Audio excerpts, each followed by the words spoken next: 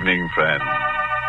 This is your host to welcome you through the creaking door into the inner sanctum. Come in. We had a surprise visitation here a scream or two ago. A sightseeing delegation simply crazy to take it all in. One onlooker's mouth was so agape you'd think his face was split from ear to ear. Confidentially, chum, it was. The head of the delegation was terribly proud of his honorary title. Poor chap, it was the only head he had. Ah, yes. Things went along cozily until some wag suggested holding hands. We brought out a trunk full of hands we keep for just such occasions.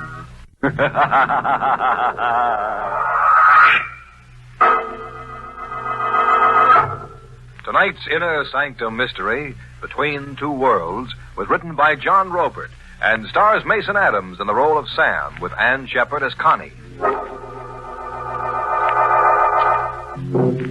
It's Yuletide week in South Chicago as a flash electric storm whips the streets. Inside the 10th District Police Station, Chief Matthews and his clerk Daly are passing the time over a game of chess. Suddenly, like a bolt from the heavens, a window pane crashes, and a parcel fastened to a fist-sized rock drops to the station house floor. It's a package tied to a rock, Chief. And what's in it? Oh, a notebook, Chief. A 5-and-dime notebook. And all written up like a confession. It's signed Sam Tyler. Sam Tyler, never heard of him. Read me what Sam Tyler's got to say. Ever come face to face with death and just stand around helplessly waiting for it to tap you? Waiting for the final count. While you're waiting, your heart is a big clock ticking off your doom. And inside your head, a moving picture's going on. You're looking at the story of your life. And it's not a pretty story. It's all black. It's all bad. You hate to die without a single good mark in the big book. If you only had just enough time to chalk up one good deed. It happened like that with me. I came face to face with death. Death was Nick Fazenda. I'd lost face with Nick. The big guy liked his racket boys tough and nerveless, and I had a streak of chicken, Nick said. I had a streak of chicken. And I knew too much to be trusted alive. What do you want, chicken? Nick, don't do it. Give me another chance. Dying like this scares me. What's waiting for me after you pull that trigger, Nick? I haven't done one decent thing since I was born. Kid, you picked the wrong setup. You should have joined the Boy Scouts. So long, chicken. The shot made a noise like a TNT charge, but I hadn't felt the impact. I hadn't felt anything. Either I was paralyzed with fear or dead to feeling. Or Nick had missed. I watched Nick stare unbelievingly and aim again. An easy bullseye at 5 yards with Nick a crack shot, but still no impact. I was still standing up. Kid, hold on. You're dead. No, Nick. I'm alive. You can't kill me. Nick, you're seeing a miracle happen. You're crazy. Nick, I'm going to get that chance. I'm going to live. 2 more shots, but still no impact. I was alive, uninjured. Something was happening to Nick. His face was purpling as if he was suffocating. As if some invisible stranger had his hands around Nick's throat, strangling him. I'm choking to death.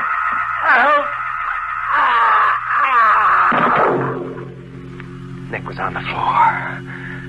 I watched the color wash out of his face, watched him go rigid. I crouched and listened to his heart.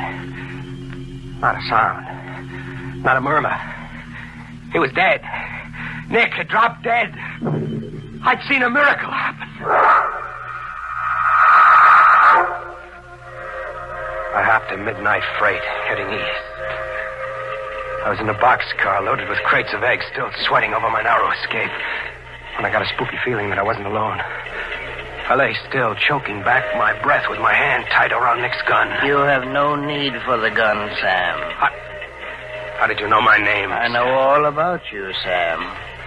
Put down your gun. It's up and the trigger is cocked, so no tricks or you're a goner. A goner. Too late for that, Sam. I am a goner already. What kind of crazy talk? I died, Sam, just 1 year ago.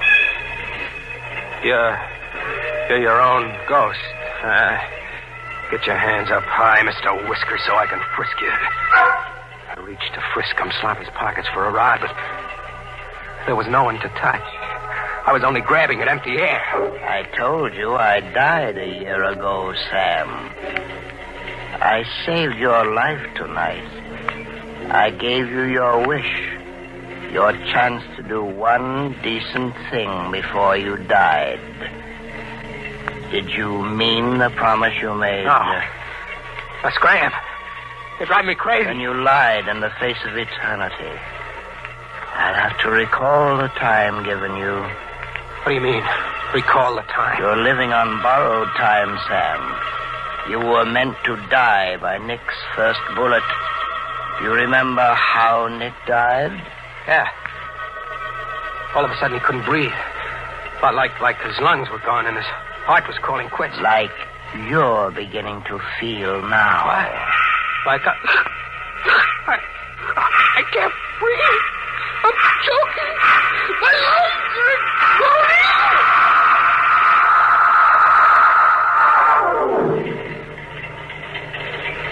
When I came to,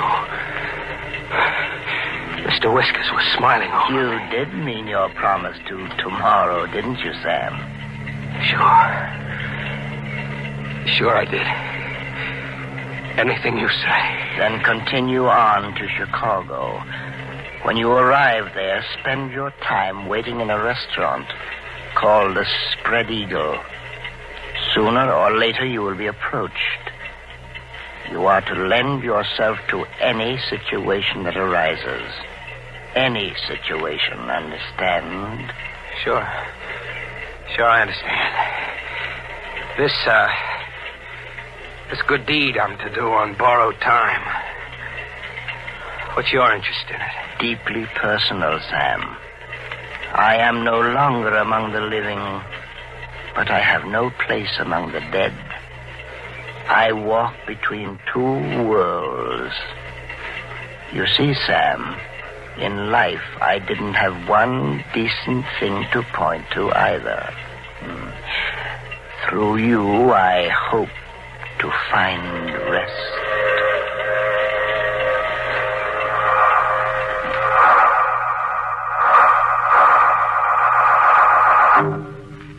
In Chicago, I tried to get Mr. Whiskers out of my mind. I'd had a bad dream. It had to be a bad dream. I went to the Spread Eagle, afraid not to. I just sat like a frozen mummy ordering ham sandwiches I couldn't eat and coffee I couldn't swallow and listening to downbeat piano music. Mind if I join you? Pull up a chair. I'm Tresca, Sam. You know my name, huh? I know your name and all about you. Where you come from, your record, and why you're on the lam. You know all about me, too, huh? I've watched you. I had a confidential operative check into your pedigree. What for? Well, frankly, because I need just such a person as you. For a certain venture I'm involved in. What do you mean, just such a person as me? I wanted a man who's at home in, shall we say, unconventional activities. A man I can trust because he doesn't dare go to the police or even to the underworld. And I'm your man, I guess. You definitely are. Okay, let's go. Well, you agree just like that? Without even discussing price or the nature of the work? You said I was your man. Fact is, Tresca, I'm your man, and there's nothing I can do about it.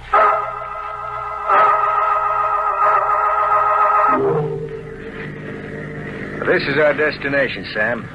Here? In the middle of nowhere? Up that footpath over there, say 1/8 of a mile, you'll find a private lake. I own it. All right for you. Yeah, thank you. And there lies your first chore. Behind us on the floor of the car is a burlap sack. Its weight, I would estimate, is 118 pounds, more or less. What? We've been riding a corpse around. We have. You're to carry the burlap bag and contents up that footpath to the lake and drop it in there. And without tears, Sam. Mind you, without tears.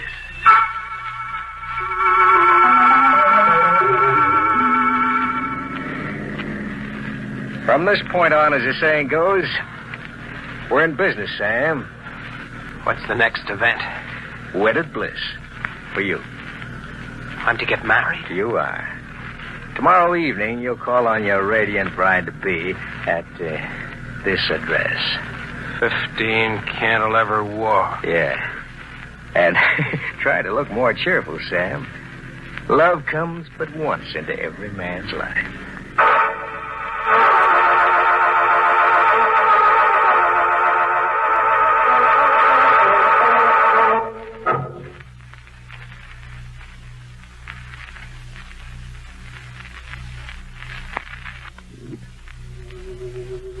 I could hear Mr. Whiskers giving me the horse laugh somewhere as I climbed the steps to 15 Cantilever Walk. Big gray stone, as if someone had imported the side of a mountain. Iron over every window. And gloomy enough to give even a crepe hanging a St. Vitus dance. I rang the door buzzer.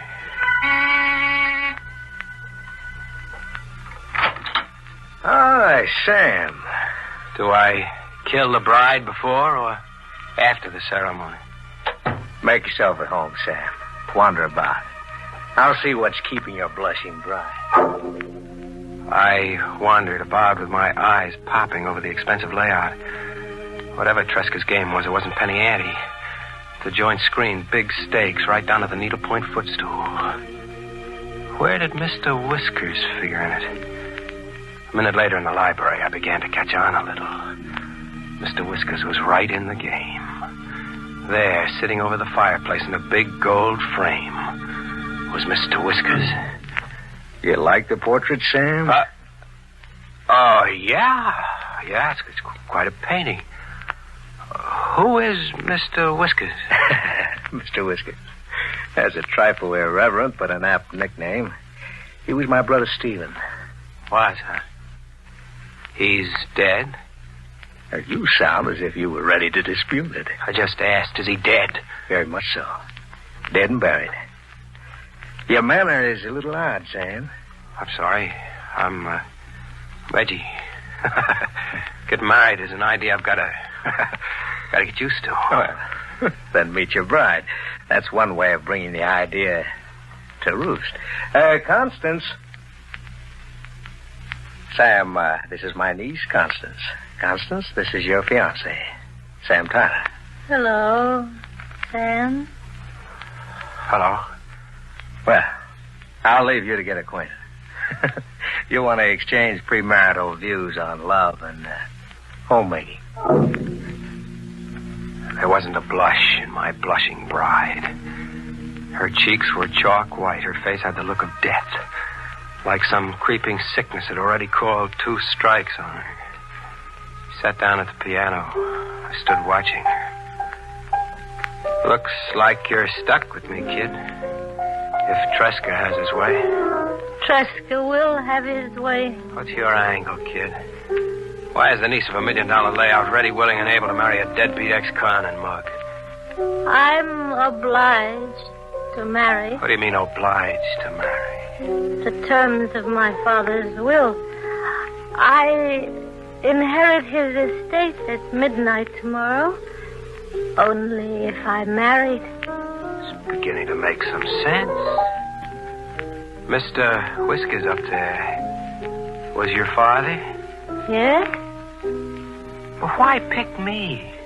A mug your uncle brought home. Why not scout your own dearly intended? I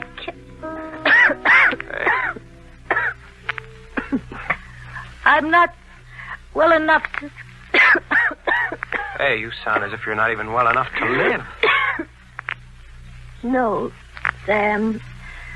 I'm not well enough to live much longer.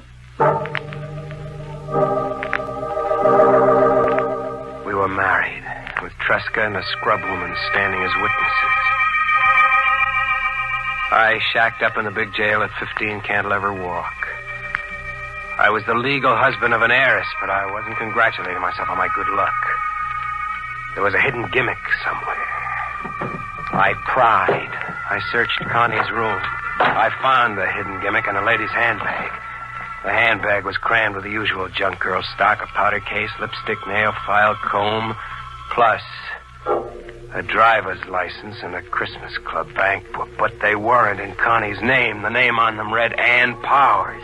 I got it as fast as I read the name. The girl was a ringer, another patsy in Tresca's game. You needn't feel too guilty, Sam. What?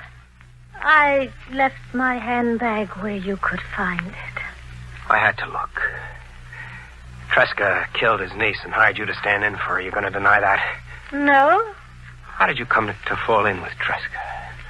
I was in a restaurant. Tresca came along and hired me. My life, Sam, every bit of it hadn't been good. I couldn't die, leaving it all bad. You wanted to do one decent thing before you died. Yes. You made the wish and Mr. Whiskers appeared and took you up on it. He sent you to Tresca and Tresca hired you. You're going to tell me that's what happened. You're hurting me. Is that what happened, I asked? No! You don't know anything about this obsession you have with Mr. Whiskers. What good deed can we do around here, kid?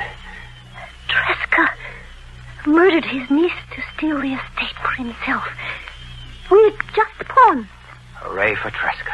Connie's father left the money to charity if his daughter failed to marry. Constance refused to marry. She wanted the bundle to go to charity. Yes, to atone for her father's past. His life hadn't been much either. $1 million to charity, that's a lot of squaring up. That could be our one decent act, yours and mine, Sam. Make Tresca's scheme fail. Quite an ambitious undertaking for newlyweds. Huh? Tresca! Oh, now, don't you two look at me as if I were another supernatural or occult visitation. I entered through a secret sliding panel on the north wall. I overheard your odd tete-a-tete simply by donning earphones. The room is wide. You don't miss a trick, huh? What's the gun for? What are guns for? There was a charge like stale air exploding. I spun around but didn't drop. This was where I had come in. Tresca, like Nick, could empty his gun point blank, but he couldn't rub me out. It was exactly where I had come in. There in front of me, Tresca was getting the same dose Nick got. His face was purpling as if he was suffocating. As if some invisible someone had his hands around Tresca's throat.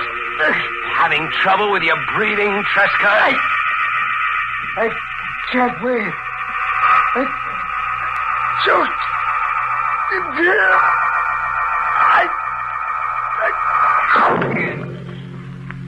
He was on the floor, rigid, out for keeps like I'd seen Nick once. Is he dead? Deader than a doornail.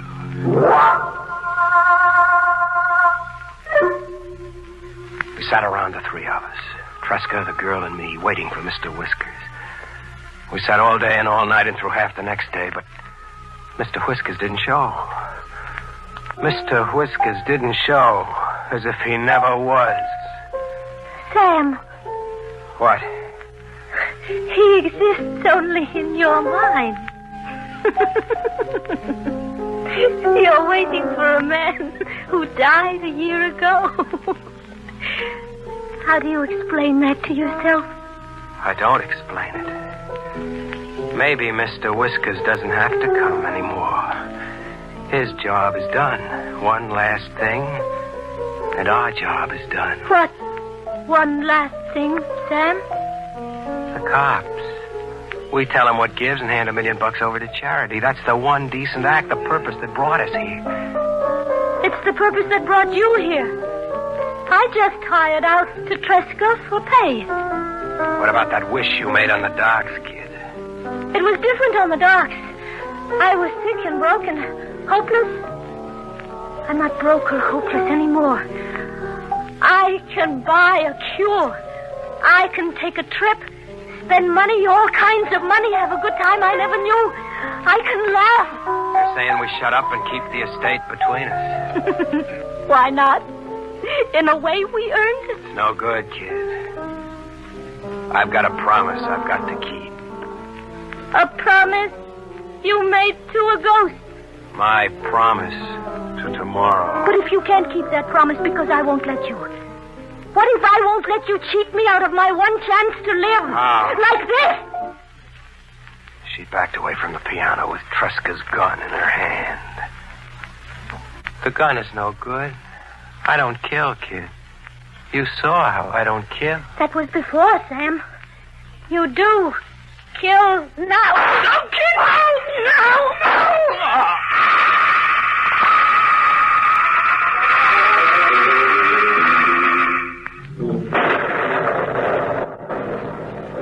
There's one last line, Chief, sort of a dying scribble. The girl was right. I did kill now. That's the end of it, Chief. What do you make of it? Suppose we let the answer write itself at 15 Cantilever Walk.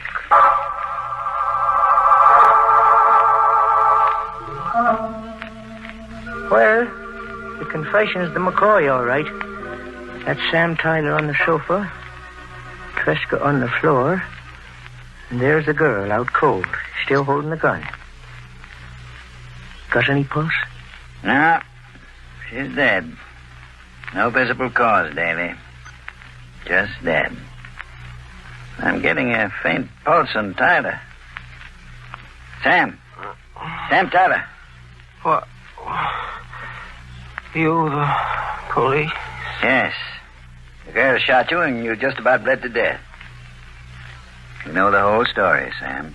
So the girl got to do that last decent thing after all. The girl didn't do anything.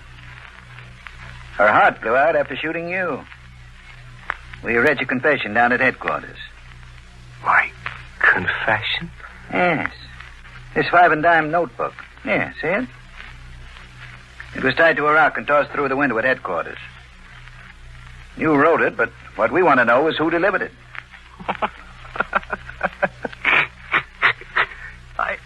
I didn't write that confession, mister. I didn't write it or deliver it. You didn't write? And it was the girl. She had enough left to get downtown and get your story to us. If not you, it had to be the girl. You'll have to ask Mr. Whiskers about that. If you hurry, you might catch him somewhere between two worlds. Merry Christmas, Chief.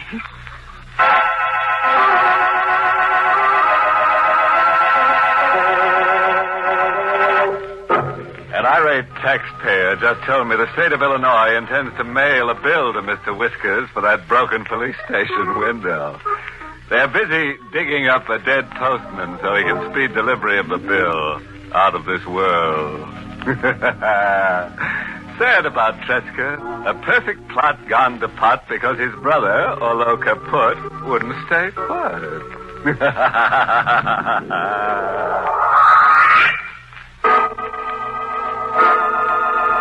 We invite you to join us again next week at this time for Inner Sanctum. This is the United States Armed Forces Radio Service, the voice of information and education.